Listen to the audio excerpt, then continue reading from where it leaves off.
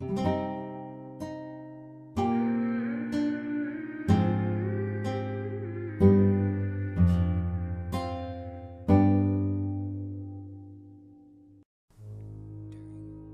on Old World Photoshop, we began to notice a trend with old postcards from the 1900s showing early examples of compositing.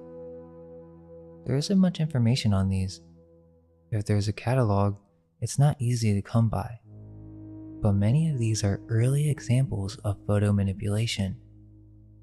They had surreal, real photo postcards, in which they would attempt to trick people with the illusion of photography. As we continued to look through these old postcards, a very strange and unsettling trend started to become apparent. It began with just simple baby postcards. At first thought, it seems like any ordinary postcard. But as with the Same Sky postcard mystery, where the author began to see a trend of a variety of postcards, well, there's a category of postcards that deserves its own name and label, but it doesn't seem very well known, as there are no websites or videos explaining this topic. We shall call it the mystery of the repopulation postcards. There are other names for this style, such as baby postcards. By the end of this video, you'll be shocked at how many of these there are. We're talking in the thousands. We found one reference to what these cards were in a book on Amazon named Babylon, Surreal Babies, in which the author describes these same peculiar 1900s postcards and how they were deeply influential to many famous artists, including Salvador Dali, yet the author even admits that little is known of their history. In order to understand why we've labeled them repopulation postcards, a thorough understanding of resets, Tartaria, orphan trains, incubators, asylums, and Oddfellows will be necessary. These cards depict babies being grown.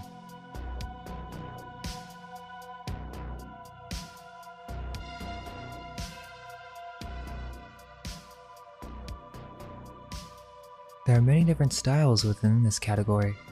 One of the most interesting is the Cabbage Patch Babies, a variety of themes involving growing babies.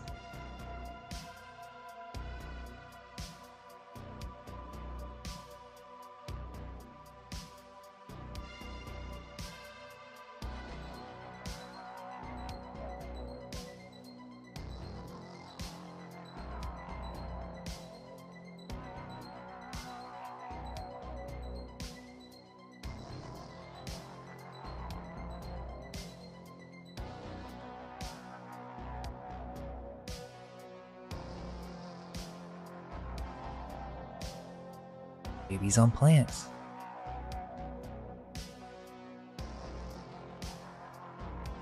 babies on mushrooms, babies in the water,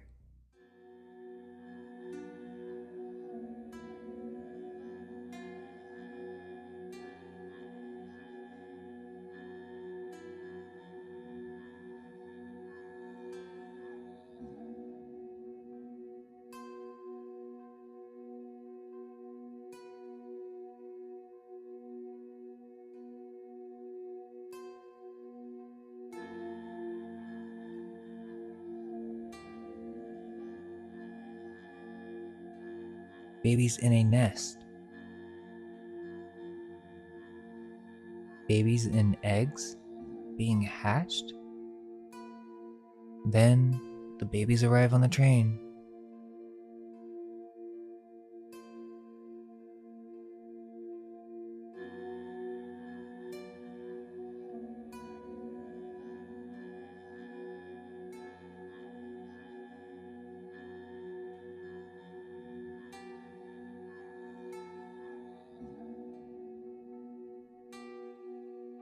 There's something eerie about these photos, as if someone's trying to tell us something. We've also got kids in Cabbage Patches. Does this have anything to do with the Cabbage Patch Kids? So where do babies come from? In the early 1900s, the most common answer given to children would simply be that the stork would bring the babies, or that they were found in a cabbage patch. But why would babies be found in cabbage patches? The legend of the Cabbage Patch Kids involves a young boy named Xavier who meets a mystical fairy bunny bee creature, so a hybrid or chimera, and he follows this bunny bee through a secret tunnel behind a waterfall. On the other side of this waterfall, he finds that babies are being produced in a cabbage patch. The stork, known as Colonel Casey, would then come and pick up the babies. He even has his own uniform, so he's a worker, a soldier, as well as the Cabbage Patch Kids' official historian that would then deliver the babies to their new homes. Not only that, but there's an evil witch named Lavender McDay. She and her weasel and jackrabbit henchmen are literally trying to enslave the Cabbage Patch Kids to be miners to dig for gold in the valley. You can get all the exposition for the lore in the story through their 10-song album. It goes over how they were created, to the witch, to even a lament about their enslavement. It's pretty dark. The original concept for the cloth dolls was created by Martha Nelson Thomas, and she called them doll babies. And the story really had nothing to do with cabbages or chimeras or witches. It wasn't until Xavier Roberts, or Xavier, like the little boy in the story, hijacked her design that it became what it is today. So I can't help but wonder if Xavier Roberts just came up with the story all on his own. Like, did it come to him from the collective consciousness? Or does he just have a soft spot for child labor? There's actually a place you can go in White County, Georgia, where they do live births, and you can look it up on YouTube to see what I'm talking about. The bunny bee character also is a hybrid creature of two animals that both symbolize rebirth and resurrection on a mass scale. As we know, rabbits reproduce in droves, and the bee symbolism makes me think of a hive, or a queen or source where all the offsprings originate from. It would seem that this is some sort of reference to babies being created in a lab on a mass scale. Why were there so many orphans? Most common answer will be, the baby boom. But this didn't happen until 1946 to 1964. These postcards are from 1890 to 1910. And there's really no explanation for the burst of orphans that we see being brought into the United States, or the amount of orphanages and asylums that exist that no longer seem to be necessary. Could the baby boom narrative be a way to sweep this part of history under the rug? The orphanages were all shut down, and after the 60s, people just stopped having babies and getting married after World War II, according to the narrative. Then there were the incubators of the 1900s.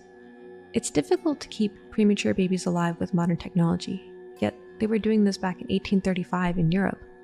They turned this into a sideshow, where at the world fairs they would show off these child hatcheries, these incubators of live children, and for some reason the royals would come and witness these events.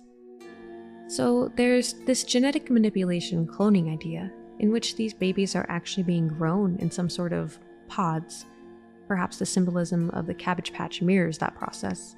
Humans do resemble plants in the way that we're connected to a stem in our fetal state, and our whole lives are spent ripening. In the fetal abduction theory, we typically see a nurse-looking woman with either a fishing hook or a fishing net pulling a child out of the water. Perhaps the hook and net represent medical tools and the water amniotic fluid.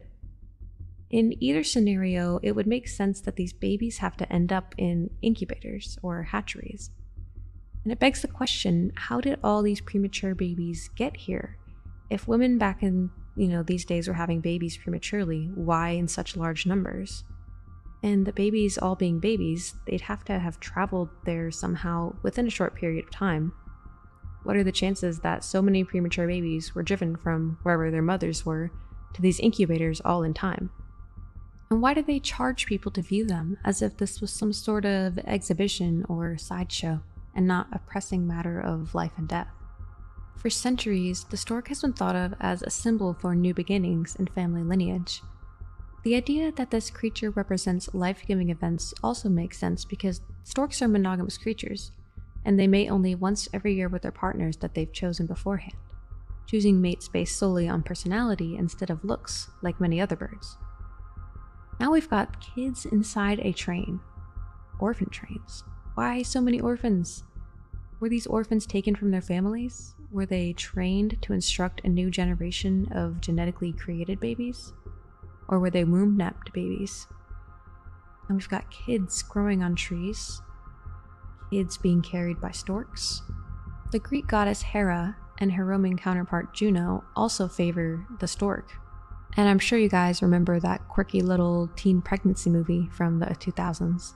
And I suspect that Artemis of Ephesus is an ancient fertility symbol used by the elite to signify their ability to reseed a new population. So we've got hooks removing babies, kids in the water with a woman holding a net or fishing rod. Is the water the amniotic fluid, pulling children from the wombs of their mothers perhaps? Could that be why there are so many premature babies? Or are they genetically manipulated? Cloning is not impossible. Just look at Miracle Millie. I think that the movie Aeon Flux is a great example. Hollywood is definitely alluding to this reality of artificial repopulation. The Cabbage Patch Kids sort of reminds me of those medieval occult books that depict humans growing from roots in the grounds or mandrakes, which are known to have occult properties for making one go insane. The babies are also ready to join their elite clubs, and they're even given top hats. Technology, clothes, and empty cities? Babies floating in on boats, all signifying children being born or found and then taken by the mother, the one with the basket. Yet, this is a figure that represents the government's function as a mother, a corporate operation of generating foundlings in order to fill their newly emptied and burned cities with new humans. Whoever made these postcards are trying to tell us something very dark about the world we live in, as if it's humorous. There's an extraordinary amount of work put into these early photo manipulations. One would think there should be a good resource for these old postcards, but they are rare and difficult to find. Babies with hats, babies in the empty cities, babies with new technology, babies in the classroom, babies being brought in boats, and babies being grown in a variety of different situations. Is this some type of clever reference to the cloning of humans? We know of the sudden rise in orphans during the 1800s, but where do they all come from? Where do babies come from? All we can hope is that our minds may be unveiled.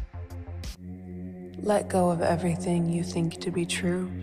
Relax the mind and ask the question, do I truly understand what this reality is?